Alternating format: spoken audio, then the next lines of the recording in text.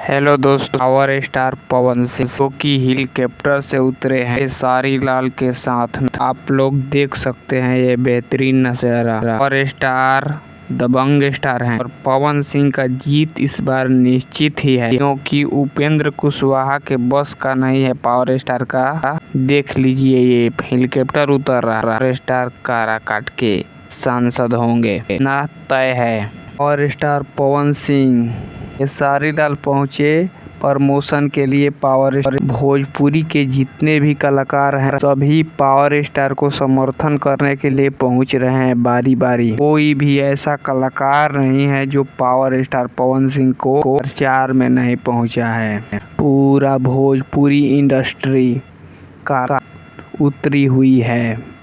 Power star Pawan Singh का नज़ारा भव्य है। ये जनता तो आप लोग देख ही सकते हैं कितना है। लोग गाड़ी पर चढ़े हुए हैं, लोगों से खचाखच पूरा भीड़ लगा हुआ है। ये देखिए लाइट, मोबाइल का फ्लैश, पूरा लोग पावर स्टार पवन सिंह के समर्थन में जुटे हुए हैं। पावर स्टार पवन सिंह और पवने सिंह से शुरू होता है, अब ये दिखाई दे रहा है। उनका विजय इस बार निश्चित ही है। पावर स्टार पवन सिंह ये देखिए पूरा लोग का जो मावड़ा कितना। पावर स्टार देखिए पूरे धमाकेदार होगा।